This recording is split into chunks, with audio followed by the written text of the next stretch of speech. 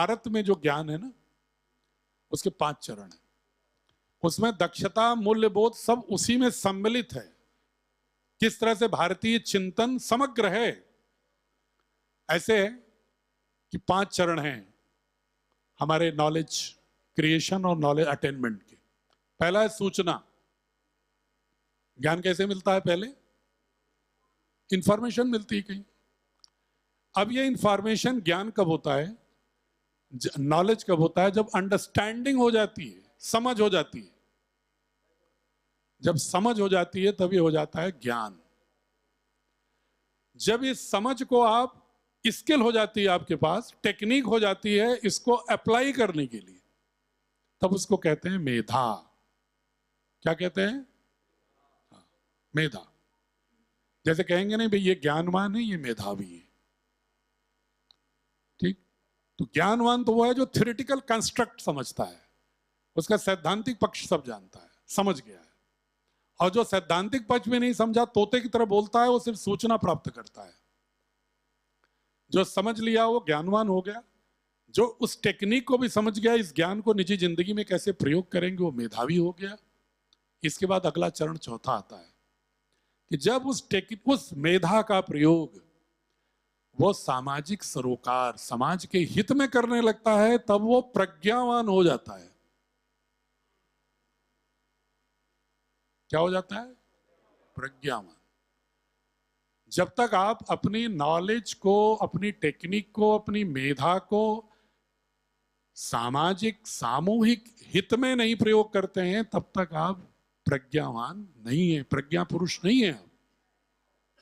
अब यहां देखिए, वैल्यूज, डिस्पोजिशन, टेक्निक सब हमारे 5 क्लासिफिकेशन में भारत की दृष्टि में ऑटोमेटिक लगा हुआ है। सेपरेशन नहीं है कि नॉलेज अलग दो, स्किल अलग दो, वैल्यूज अलग दो, नहीं, एक साथ ही उसका स्वरूप है।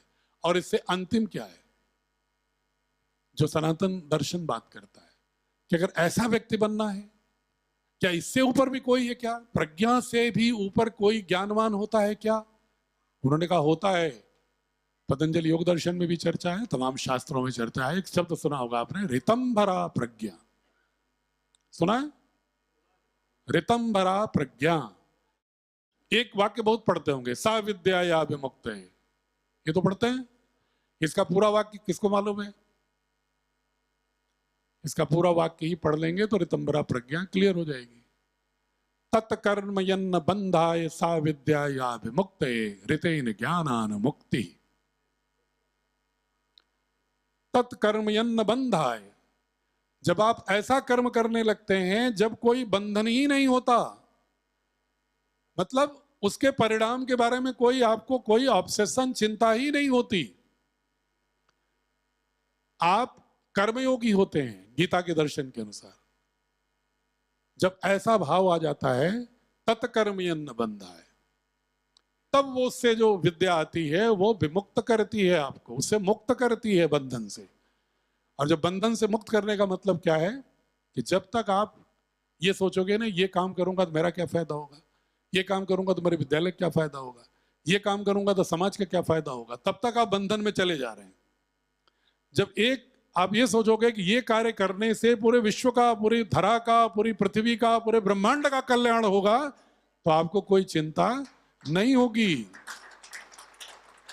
आपका वृत्त बड़ा हो जाएगा, स्व का वृत्त इतना बड़ा हो जाएगा कि वो आपको ऋतंभरा प्रज्ञा से जोड़ेगा। और भारतीय दर्शन कहता है ऋतेन ज्ञानान मुक्ति। जब आपको इस ऋत का बोध हो जाता है, वही आपका मोक्ष है। बाकी मोक्ष के उदाहरण है हमारे दर्शन में, अलग अलग कुछ भी कथानक करते हो, लेकिन दार्शनिक स्तर पर मोक्ष का अर्थ यही है कि आप ऐसा कार्य करो जिससे कि समस्त सृष्टि का कल्याण हो और उसके पीछे अपनी निजी आसक्ति न हो। और ऐसी प्रज्ञा ही ऋतंभरा प्रज्ञा होगी। भारतीय शिक्षा बोर्ड का उद्देश्य ऋतंभरा प्रज्ञा की यात्रा प्रारंभ करना है बच्चों की। ये दार्शनिक। बाकी अब कोई अगर आपका प्रश्न हो तो या सुझाव हो तो मैं स्वागत करूंगा। सर 24 ईयर्स पहले मैंने जब स्कूल रन स्टार्ट किया था, तब जो मेरे मन में भारतीय संस्कृति के स्वरूप में स्कूल चलाने की जो इच्छा जागृत थी ना कंटिन्यू, और वो मैं कर रहा हूँ। मेरे पास में 70% मुस्लिम बच्चे हैं और 30% हिंदू बच्चे हैं। जब मैंने स्टार्ट किया था तब जब अब बात आती है बार बार कि मुस्लिम मतलब ये लोग इसको स्वीकारेंगे नहीं स्वीकारेंगे, वो बात मैंने स्कूल स्टार्ट की तब भी आई थी। बच्चे को मंच पे बच्चियों को नहीं लाना, बाद में उसको कोई बात कहने नहीं देना, पर्दे का करना, लेकिन मैंने उसको स्वीकार नहीं किया। आज श्रवण जी ने एक पॉइंट कहा था कि आप जो सांस्कृतिक कार्यक्रम कराते हो, एनुअल फंक्शन करवाते हो, तब आप क्या करते हो? तो हमारे सब स्कूलों में यही होता है, डांस हो गया या फिर जो पाश्चात्य संस्कृति के अकॉर्डिंग हमने जो कि वो कार्यक्रम करवाते हैं। लेकिन मैंने शुरू से ही, जब गोपाष्टमी होती है, मेरे हिसाब से इतने लोग बैठे हैं, गोपाष्टमी के दिन कोई गोपाष्टमी नहीं मनाता अपने स्कूल में, लेकिन मेरी स्कूल में कंटिन्यू 24 ईयर से गोपाष्टमी का कार्यक्रम होता है। स्वामी विवेकानंद जयंती जिस दिन होती है तो स्वामी विवेकानंद जी की जो स्वरूप है उनका, जो उन्होंने हमें बताया, वो मैं करता हूँ। तो ये बीएसबी बोर्ड में मैंने देखा है, तो मेरे लिए तो ये गर्व की बात है और मैं चाहता हूँ कि सभी लोग इसको स्वीकार करेंगे। आपने कहा 8 मदरसे 10 मदरसे, आने वाले समय में बहुत सारे लोग जो लोग स्कूल चलाते हैं और भारतीय संस्कृति के अकॉर्डिंग चलाना चाहते हैं, वो इसको बहुत ज़्यादा आगे लेके बिल्कुल ठीक। आपका शुभ नाम क्या है? मेरा नाम डॉक्टर अब्दुल मुतल्लिब है। अब्दुल साहब, मैं अभी कश्मीर गया था, श्रीनगर। पहलगाम घटना के ठीक 3 दिन पहले मैं 2 दिन श्रीनगर में ही था, गोष्ठियाँ किया था, और उसमें सारे विद्यालय वहाँ के वैली के इस्लामिक बिलीवर्स ही हैं, और लगभग 250-300 लोग इकट्ठे थे दोनों दिन। अब 2 संगठन है उनके, तो एक दिन 200, एक दिन 240। मेरी उनसे 6 घंटे बात हुई लगातार। 4 घंटे लगातार बोला मैं, 2 घंटे उनके प्रश्न उत्तर हुए। और चूंकि हमें सौभाग्य मिला कि मैं कुरान की आयतों के भी अर्थ जानता हूं, मैं कोट करके बोलता हूं पारा सूरा और आयतों को। कभी अब्दुल साहब बैठेंगे तो इनको मैं सुना दूंगा, 50-100 आयतें तो नहीं बता दूंगा, जिसमें कि, तो मैं उनसे बोला कि भाई, उन्होंने भी कहा यही बात जो आप कह रहे हैं। उन्होंने कहा साहब ये तो माहौल बनाया गया है, वरना इस देश में अगर ये माहौल ना हो आक्रामकता का, तो सभी लोग जानते हैं कि इस दुनिया की संस्कृति सिर्फ 1400-1300 वर्षों से तो नहीं है। फिर पैगंबर साहब आए 7वीं शताब्दी में, तो उसके पूर्वार्ध में और उत्तरार्ध में उसका प्रारंभ होता है। अब ब्राह्म रिलीजन तो ईसा से भी 1000 साल पहले का है, जिससे यहूदी हुए, ईसाई हुए और इस्लाम आया। और उससे भी पहले इस धरती पर क्या कोई दर्शन नहीं था क्या? जो ग्रीक फिलॉसफी थी या भारतीय वैदिक दर्शन था, उसके सारे प्रमाण मिलते हैं। अवेस्ता, वेद और उधर ग्रीक फिलॉसफी। और इन तीनों के अध्ययन करता कहते हैं कि जो वैदिक फिलॉसफी है वो ओल्डेस्ट फिलॉसफी है। आप गूगल में करिए, यही देगा। गूगल तो हमारा नहीं है ना, गूगल तो यूरोपियन कंपनी का है। वो भी यही देगा कि भारतीय संस्कृति द ओल्डेस्ट कल्चर। तो जिस धरती पर बच्चा है, पैदा हुआ, अगर उस धरती पर, उस धरती के इतिहास, ज्ञात इतिहास में जितने तरह के ज्ञान सृजन हुआ है या सांस्कृतिक परिवर्तन हुए, अंगड़ाइयां हुई हैं, उनको अगर वो नहीं जानेगा और उसको विचारण करने की क्षमता नहीं होगी, उसके अंदर ये क्षमता नहीं होगी कि सामाजिक, आर्थिक, सांस्कृतिक, राजनीतिक परिवर्तनशील प्रवृत्तियों के संदर्भ में कैसे समाज का निर्माण होता है, कैसे राष्ट्र का निर्माण होता है, उसको ये समझ नहीं होगी कि जब प्राचीन में जो चुनौतियां मेरे सामने आई, इस तरह की चुनौतियां अगर हमारे पूर्वजों के सामने आई थी, तो उन्होंने उनका समाधान कैसे किया था, या अगर नहीं कर पाए थे तो उसका क्या उनको नुकसान सहना पड़ा था। अगर ये बोध नहीं हुआ तो शिक्षा में हम क्या दे रहे हैं? तो अगर कोई भारत की धरती पर कोई पैदा हुआ है, वो कोई भी बिलीवर हो, वो भारत का तो ज्ञात इतिहास लगभग 5000 वर्षों का है, यूनेस्को भी मानने लगा। तो 5000 साल की सारी जो सांस्कृतिक यात्रा है, उसको तो बताना पड़ेगा ना। लेकिन वहीं हमें भी सबको ध्यान देना होगा कि ताजमहल भी एक आर्किटेक्चर है, उसकी तारीफ भी सबको करनी होगी। अगर कोई ईरान से कोई स्थापत्य कला आई है, अगर हमारे फारस और संस्कृत के टेक्सचर से अगर कोई ऐसी कोई कल्चरल वास्तुकला आई है, संगीत आया है, तो उसका भी तो सम्मान होना चाहिए। ऐसा नहीं होना चाहिए कि एक बिलीवर दूसरे बिलीवर पर सेग्रीगेशन करना शुरू कर दे, ये नहीं होना चाहिए। और ऐसा होगा तो कहीं कुछ नहीं होगा। आप देखिए, अभी पूज्य स्वामी जी ने बताया कि मदर टेरेसा स्कूल है महाराष्ट्र का। पूरे महाराष्ट्र से पहला विद्यालय जो भारतीय शिक्षा बोर्ड से जुड़ा है वो मदर टेरेसा स्कूल जुड़ा है। ठीक है।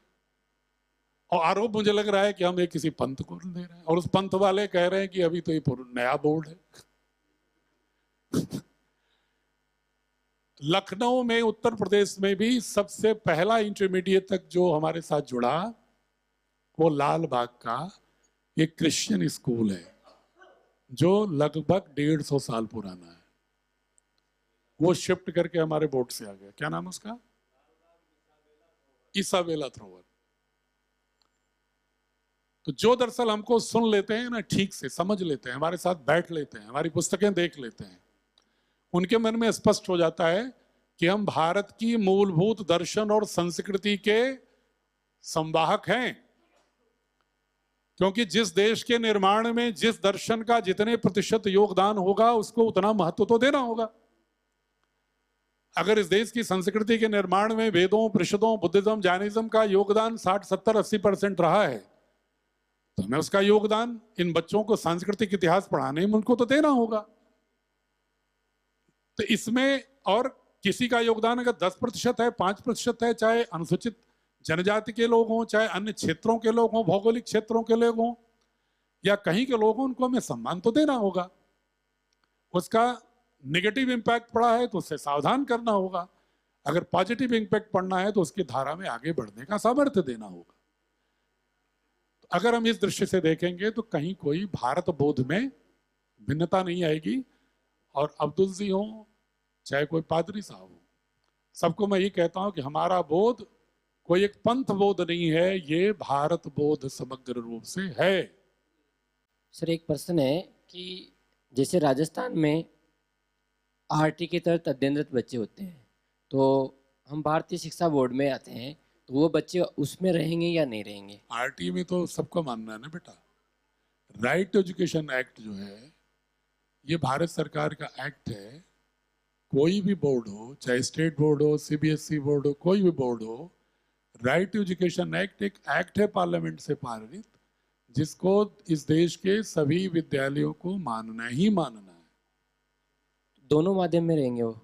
हाँ, भाषा हाँ नहीं, माध्यम क्या होता है? देखिए, हिंदी मीडियम और इंग्लिश मीडियम के अंदर बिल्कुल होगा। अगर कोई गुजराती चाहेगा तो गुजराती भी देंगे, कोई मराठी चाह रहा तो हम ट्रांसलेशन कराएं, मराठी में भी देंगे। सर एक प्रश्न है कि जैसे हिंदी माध्यम विद्यालय हैं राजस्थान के अंदर, अब सर ने बताया था कि आप दोनों माध्यम चला सकते हो, हाँ चला सकते हो। तो दोनों माध्यम में आरटी के बच्चे आएंगे? इनको जो इशू है मैं समझ रहा हूँ। इनको इशू ये होगा कि जो 8वीं तक बेसिक शिक्षा विभाग जो इनको अनुमति दिया होगा उसमें माध्यम भी लिखा होगा। माध्यम लिखा ये कह रहा हूँ ना, मुझे जहाँ तक लिखा समझ आ हुआ रहा लिखा हुआ है ना। तो इस पर तो सुप्रीम कोर्ट से लेके तमाम रूलिंग खड़ी है कि कोई भी गवर्नमेंट, कोई भी बोर्ड, कोई भी स्कूल का मालिक ये तय नहीं कर सकता कि बच्चा किस भाषा में पढ़ेगा, किस माध्यम में पढ़ेगा। तो सुप्रीम कोर्ट की रूलिंग के ऊपर तो राजस्थान गवर्नमेंट नहीं होगी। इसकी लड़ाई हम आपके साथ लड़ेंगे। सुप्रीम कोर्ट के ऊपर तो नहीं होगी ना, कोई गवर्नमेंट हो। प्रकृति देवी योग माया को नमन करते हुए कि सोच बनती है तो विचार बन जाते हैं, विचार बनते हैं तो संस्कार बन जाते हैं, संस्कार बनते हैं तो परिवार बन जाते हैं, परिवार बन जाते हैं तो समाज बन जाते हैं, और समाज बनते हैं तो फिर बचता ही क्या है, देश के बनने में लगता ही क्या है।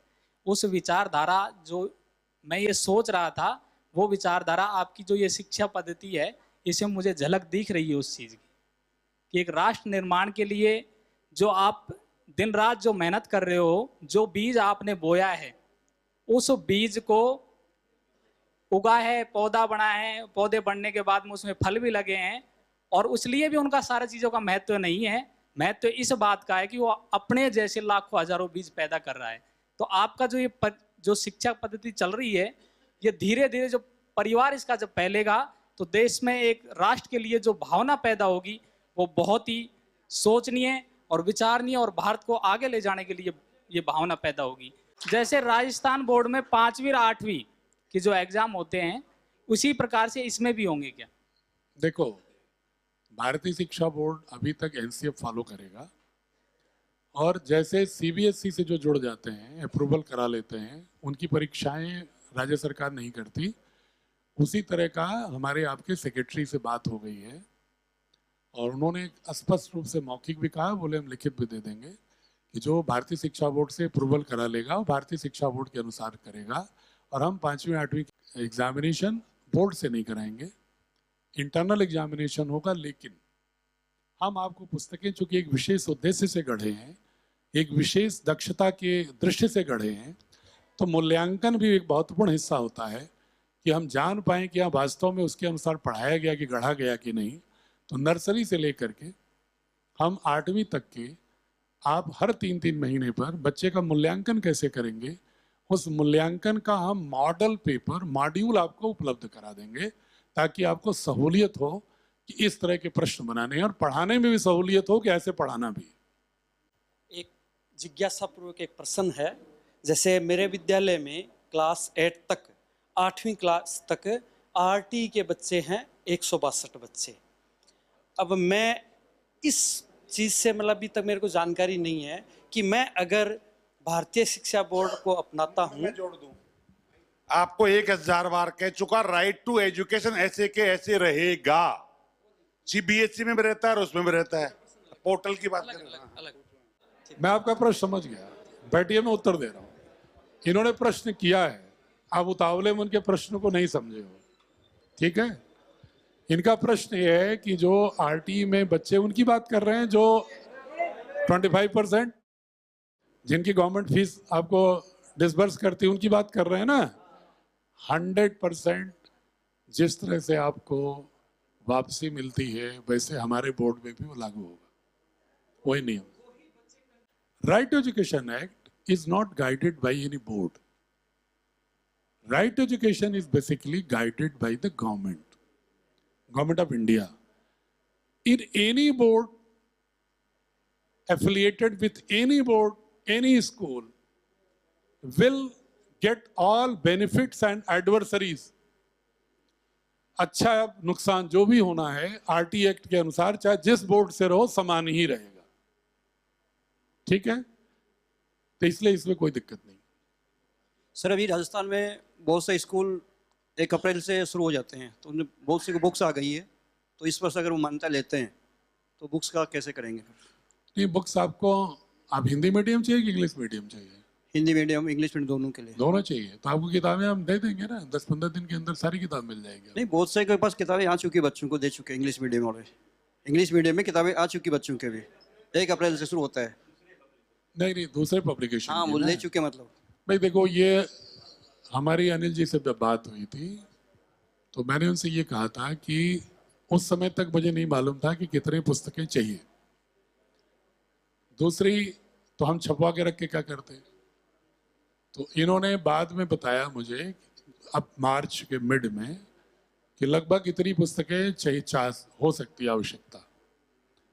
फिर मैंने, चूंकि मैं प्रशासन का आदमी हूँ तो आंख मूंद की किसी संस्था का पैसा बर्बाद नहीं करता, बिल्कुल मितव्ययता भी रखता हूँ। तो हमने भी टेंडर किया और 10-10 हज़ार किताबों का हर विषय के, तो न्यूनतम को करके हमने फिर फाइनल किया है, और वो किताब हमारी डिलीवरी होनी शुरू हो गई है। तो अगर जो लेगा तो लेगा, आप लोगों को मालूम होगा, मुझे एक एक विद्यालय का तो मालूम नहीं है, लेकिन जो पहले ले चुका अगर 100% सारी किताबें, तो मुझसे जोड़ने का कोई मतलब ही नहीं है। इस वर्ष जुड़ने का मतलब नहीं है, फिर कोई मतलब नहीं। अगर आपको हमारे किसी संस्कार से जुड़ ही नहीं रहे हो, हमारी पुस्तकों से जुड़ ही नहीं रहे हो, तो हमारा काम सिर्फ अपनी किताब बेचना तो है ही नहीं। हमारा काम सिर्फ आपका नाम पोर्टल पर लिखना नहीं है। हाँ, अगर कोई ऐसा व्यक्ति हो कि भाई चलो 2-1 विषय का लिया था, पुरानी किताब हमने नई, आपकी किताब भी हम मुख्य मुख्य विषयों की लेंगे, और स्कूल कल्चर इन्वायरमेंट जो है, संस्कृति, हम यहाँ से जो भी निर्देश जाएगा उसके साथ जोड़ेंगे, तो वो तो जुड़ सकता है। साथ ही कोई ऐसा व्यक्ति भी जुड़ सकता है जो कहे कि हमने किताबें तो सब ले ली, लेकिन हम जुड़ना चाहते हैं भावना से, तो उसे हमारे समय समय पर दिए गए जो इंस्ट्रक्शन हैं जी उनके साथ जुड़ना होगा, ताकि वो प्रेयर असेंबली को ऑर्गेनाइज करना, कल्चर फेस्टिवल ऑर्गेनाइज करना, या गोष्ठियाँ, डिबेट, पेडागोजिकल अप्रोच, इसके साथ जुड़े, ताकि 1 साल उसका इमर्सन हो जाए, ओरिएंटेशन हो जाए, और अगले वर्ष के लिए अभी से कमिटमेंट दे दे, ताकि उसको अगले साल की पुस्तक हम दिसंबर में ही दे दें। ठीक सर, ओके सर। सर मेरा कक्षा 1 से 12वीं तक विद्यालय हिंदी माध्यम, अब मैं कक्षा 1 से 8वीं तक का अंग्रेजी माध्यम लेना चाहता हूं, तो दोनों सिमिलर चलेंगे या नहीं चलेंगे? इसके विषय में इतनी देर तक चर्चा हो गई थी ना। नहीं सर, मैं पहली बार देखो 9वीं से 12वीं तो आप इंग्लिश मीडियम ले सकते हैं, उसको कोई सरकार रोक नहीं सकती। अच्छा ठीक है, medium is not the choice of government. अच्छा, दोनों सिमिलर चल चलेंगे। कह रहा हूँ medium is not the choice of government. अच्छा, अच्छा। ये दरअसल शिक्षा विभागों ने अपने दाएं बाएं करने के लिए माहौल पैदा किया हुआ है। कभी भी मीडियम और लैंग्वेज का चॉइस तो कभी विषय ही नहीं रहा, इसीलिए तमिलनाडु विरोध करता है। तमिलनाडु जो विरोध करता है ना हिंदी का, इसीलिए करता है। वो कहता है कि भाई ये बताओ कि हम अगर तमिल पढ़ाना चाहें तो आप क्यों ऑर्डर करोगे कि हिंदी हो। Choice of language is not the mandate of any government. The choice of language is within Schedule 8 of Constitution, all 22 languages. उनमें से बच्चा किसी मीडियम में पढ़ा सकता है। सरकार अगर कोई ऐसा आदेश कर रही है तो किसी ने कभी विरोध नहीं किया होगा, इसलिए त्रुटिपूर्ण चल रहा है। ठीक सर, दूसरा प्रश्न ये है कि हमारे वहाँ पर इलाके में जो है खनिज का इलाका है, तो मध्य प्रदेश से, बिहार से, महाराष्ट्र से आते हैं, 2-4 साल रहते हैं, वापिस चल जाते हैं। क्या मेरे यहाँ से पढ़ने वाला बच्चा अगर टीसी कटा के ले जाएगा और उधर राज्य वाला काउंटर साइन मानेगा, तो उस पर काउंटर साइन कौन करेगा? डीआईएस करेंगे, शिक्षा अधिकारी करेगा आपका। वो डीओ करेगा? अरे भाई, आपके राजस्थान से हमने आदेश क्यों लिया फिर? अच्छा अच्छा, बस यही पूछना। Thank you sir. आप अगर राजस्थान सरकार का ऑर्डर पढ़ोगे तो उसमें लिखा हुआ है कि ये मतलब हमें वहाँ एनओसी लेनी पड़ेगी क्या? कोई कागज देना पड़ेगा? कुछ नहीं करना है आपको। ठीक है सर, थैंक यू। ये हमारा काम है, मतलब हमारे पर कोई प्रहार करेगा तो उससे निपटना मेरा काम है ना। अगर कोई ये कहेगा कि भारतीय शिक्षा बोर्ड का सर्टिफिकेट हम नहीं मानेंगे तो हम उसके खिलाफ FIR लिखा देंगे। अगर भारतीय शिक्षा बोर्ड देश का पहला बोर्ड है जिसको भारत सरकार द्वारा एक मुश्त देश के सभी नेशनल स्टेट बोर्ड के समकक्ष घोषित किया गया है, इससे न पहले न बाद में एक भी बोर्ड अभी नहीं है। हमारे बोर्ड के लिए भारत सरकार ने मानक बनाया और एकमुश्त घोषित किया है। आप इसको देख लीजिएगा, 3 अगस्त 2022 का ऑर्डर, 3 अगस्त 2022 में क्लियर ऑर्डर है, वेबसाइट पर मिलेगा, हमारी वेबसाइट पर देख लीजिए कि ये समस्त नेशनल स्कूल एजुकेशन बोर्ड के समकक्ष है। ना कोई राज्य सरकारों की, केंद्र सरकारों की प्राइवेट नौकरी, सर्टिफिकेट का इंटर माइग्रेशन, किसी विश्वविद्यालय में एडमिशन, फॉरेन यूनिवर्सिटी में एडमिशन, सबके लिए उतना ही मान्य होगा जैसा कोई भी नेशनल बोर्ड दूसरा CBSE।